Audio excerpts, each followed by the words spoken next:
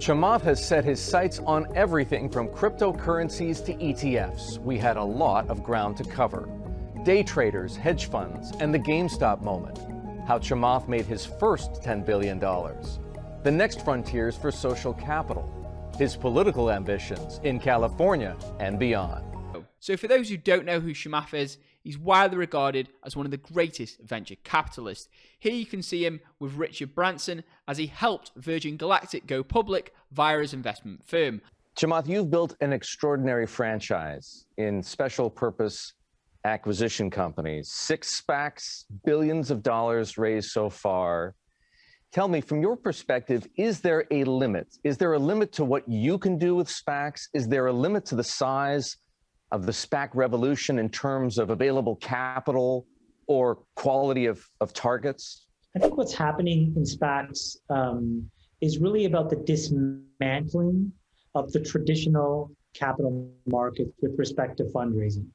So the equity capital markets, really had one go-to move, which was the IPO. And then obviously there was follow-on financings and all of that other stuff, but the traditional S1 driven IPO process.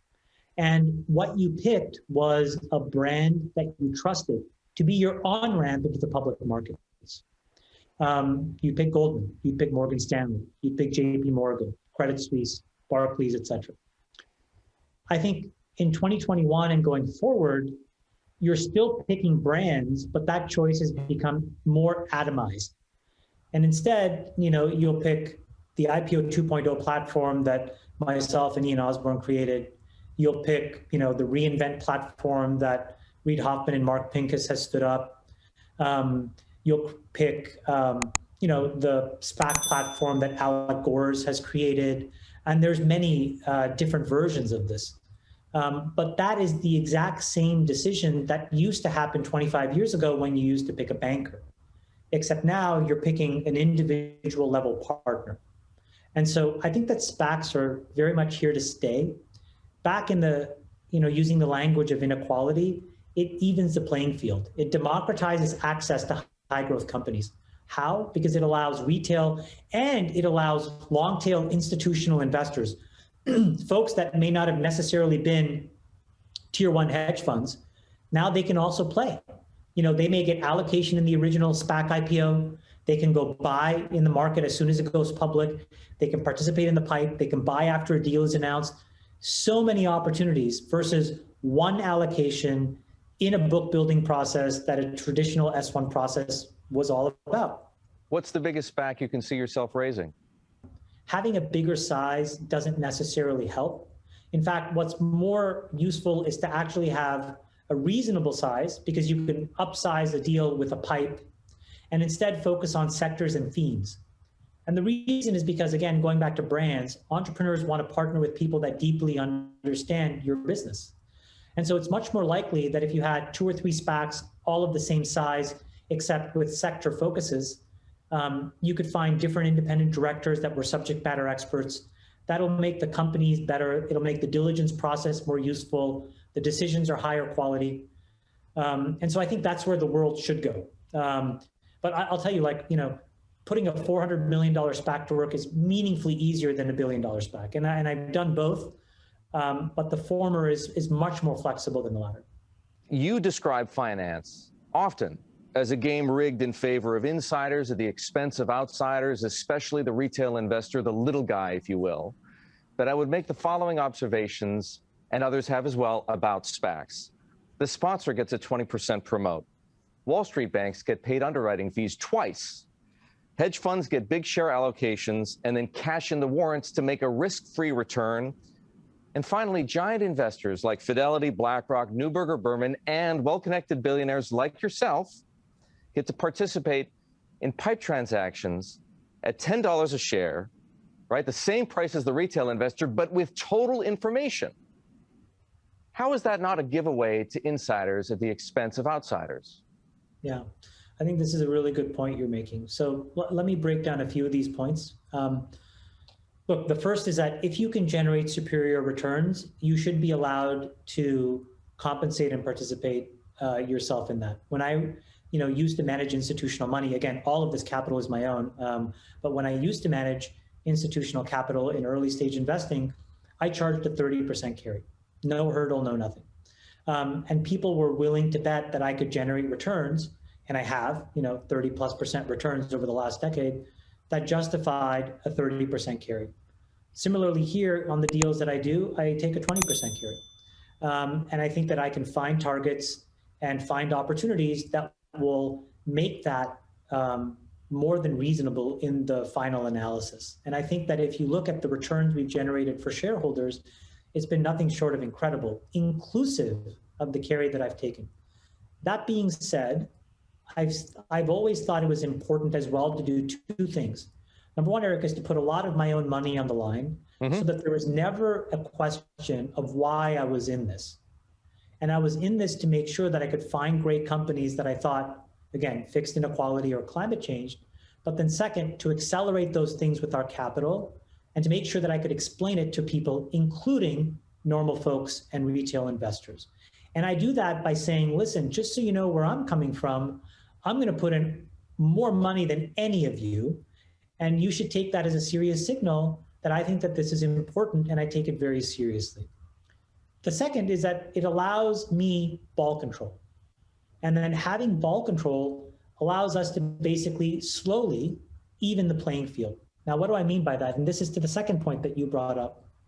I think that there is a lot of work that we can do to make sure that retail, A, has more allocation of the IPOs. Right now, we have a pretty decent allocation, but it's small.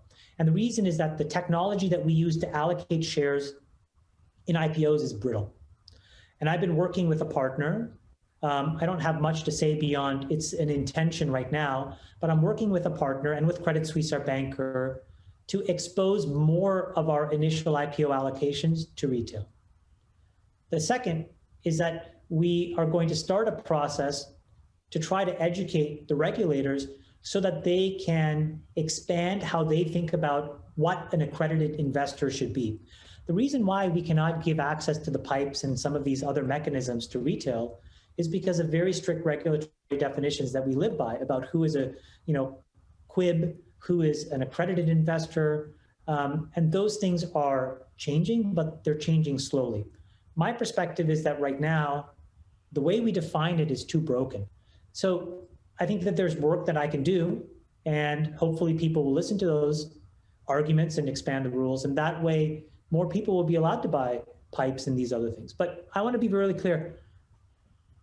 That is where we would like to move the ball so that everybody can be in an open, even playing field, bid for the IPOs, bid for the pipes, participate with complete transparent information. Chamath, you're an experienced investor, you're an experienced manager, and you can argue persuasively for the 20% promote or carry, if you prefer, that you earn in a SPAC transaction. There are people raising SPACs who have no experience as investors, no experience running companies. Is that movie going to end well? The good news is humans are adaptive, and I think the answer is yes, we will be okay. Will there be a bunch of bumps along the way? I think so too. And so, yeah, we have a real responsibility to educate and teach people. But again, we need brands to do that because, nobody's going to listen to Buffett. Buffett doesn't have the energy to say what he said 30 and 40 years ago in 2021. And that's okay. He's earned the right to basically chill out and be the GOAT.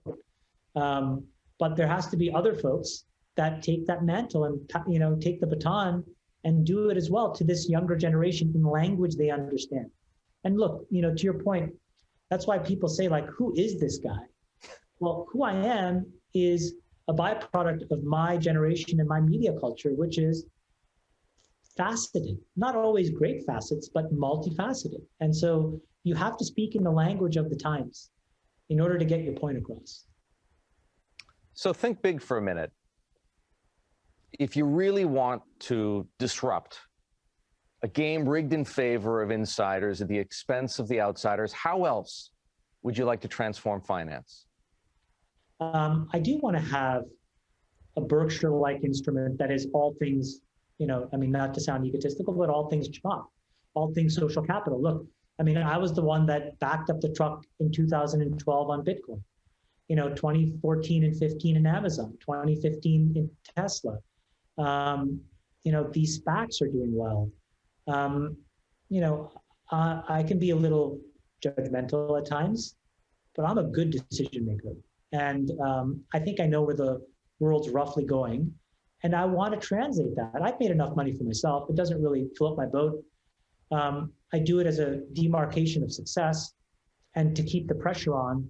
But the best pressure for me was if I, was an instrument that retail, normal, ordinary folks could use to close the inequality gap for themselves. Haven't joined the investing family yet? Why not consider joining by clicking that subscribe button and turning that notification bell on. You guys have a tremendous day. I have so much love for you guys, continuing to support this channel, continuing to gain value from this channel each and every day. So please do comment those thoughts below, and I'll see you in my next video.